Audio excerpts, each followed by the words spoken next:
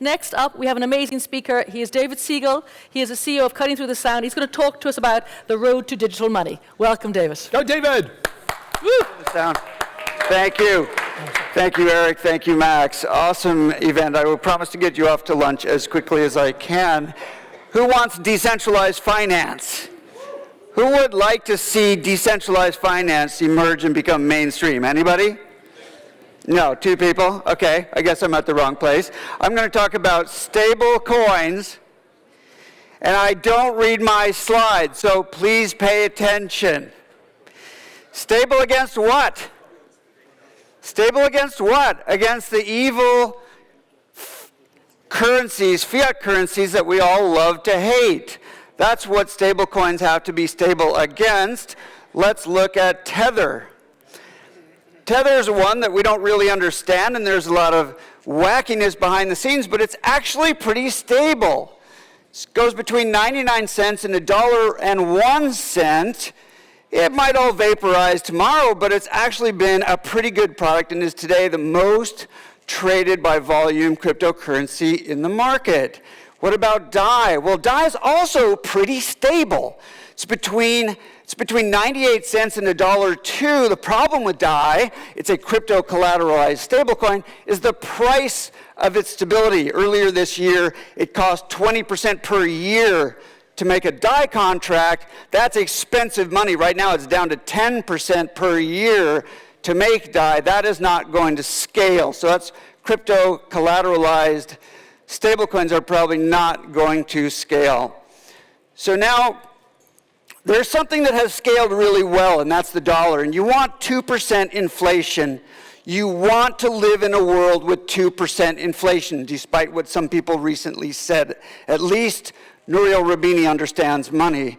And those who understand money understand you want to live in a world with 2% consistent inflation. And look, the Fed has gotten pretty good. It's hard to see the lines here, but they are getting pretty close to 2% inflation. That gives a nice, stable, predictable increase in prices, which helps the economy. Here in the UK, the Bank of England, they're bouncing around. They don't really understand how it all works, but they're getting there, maybe by accident. But right now, it's at about 2% inflation.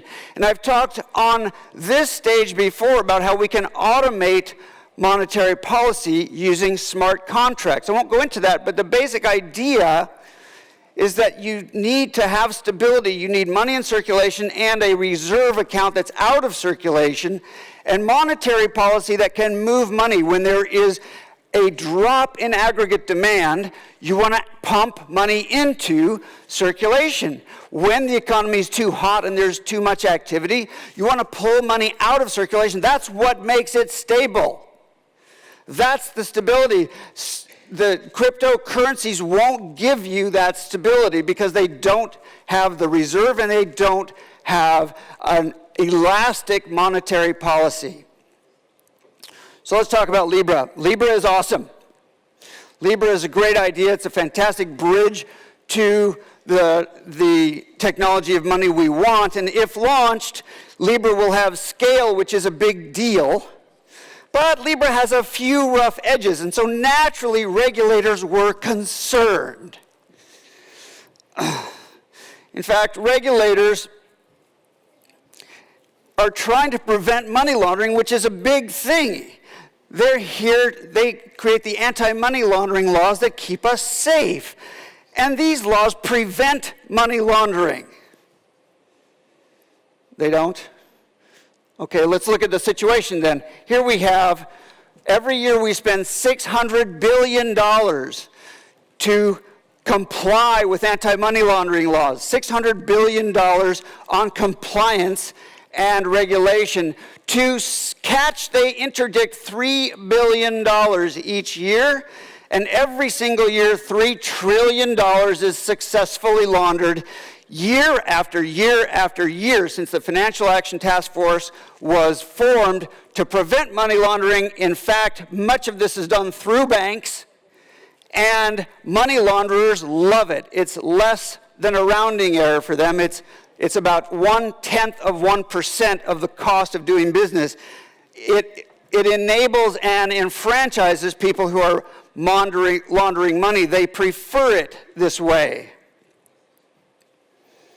All right, so let's look at another aspect of regulation, and that is the flow model, or the circulation model. And the first, I'm going to present two different models of circulation and regulation, and the first one is the cash model, where you have to interface with the crazy regulatory regime at the point of exchange, but then the wallets are it's a P2P system. These are open source protocols, and the coins can go wherever they want. So you could send them to some other wallet, to somebody in Zimbabwe, somebody in Venezuela, somebody in North Korea. That's fine. And then again, they have to do the useless AML, KYC stuff that doesn't work when they hit the exchange.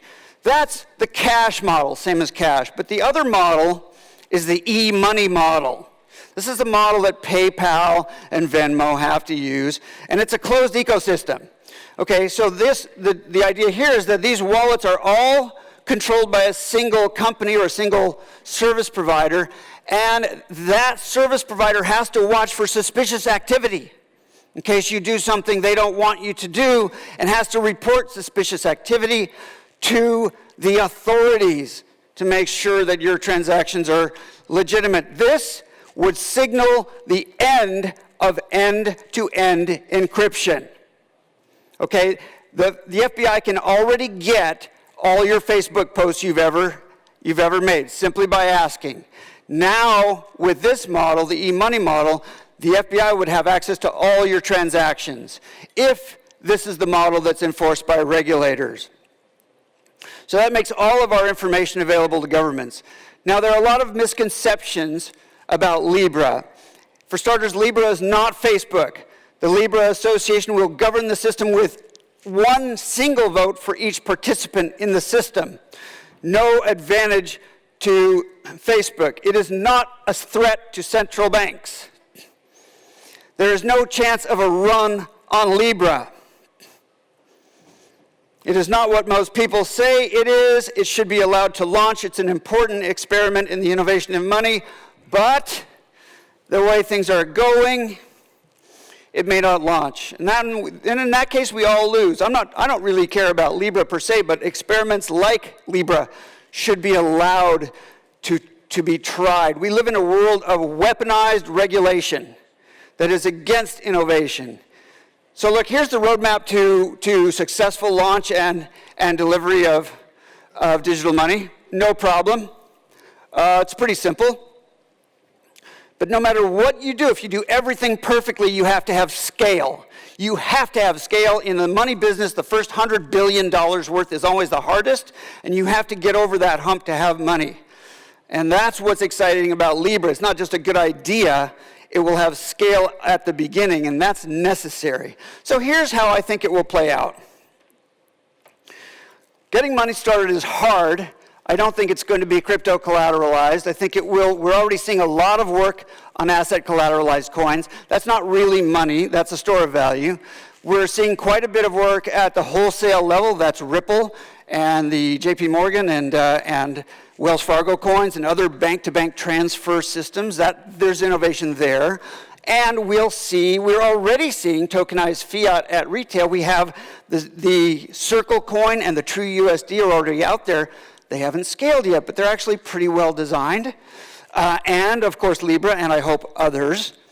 Then that will bridge us over to central bank digital currency, which China is about to launch, probably bank to bank at the beginning. But I think within a year or so, we'll see average Chinese people using their new digital currency, and it's much better than cash and the currency technology infrastructure we have today.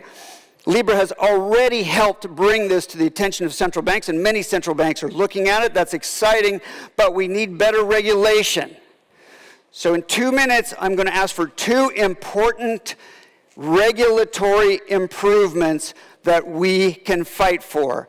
And the first one is to delete the Financial Action Task Force that governs AML and KYC. It hasn't worked. It has never worked. It's not going to work. It's not fixable. We have to get rid of it. This is at an international level. You can't do this piecemeal. one country by one country. And the second thing is to provide regulatory certainty around the cash model that I just showed. So this is the law I would like to see enacted in every jurisdiction. I'm going to read it. If a person has the private key, him or herself, no intermediary shall be required and no KYC or other identification is needed, just like cash. Anonymity is allowed. All tokenized assets may be freely transferred, just like cash. If you lose it, too bad, just like cash. If you want an intermediary, a custodian, you can. It's up to you, same as cash. It's not required, and it's not an arm of the surveillance state, and it's not a pawn in a game of surveillance capitalism. This has to be done at the G20 level, at the international level. It can't be done country by country. If we don't want Tether for the next 10 years, if we want true stablecoins to enable decentralized finance, we have to bring the bad guys to justice at the Financial Action Task Force and other regulators who are trying to hold us back and prevent innovation. We want to build an international platform for freedom and innovation. So if you want to get involved in this, connect to me. Come find me, seek me out, and help me and participate with me in the change that needs to come. We must bring overwhelming political willpower and common sense to a battle that we must win. Thank you.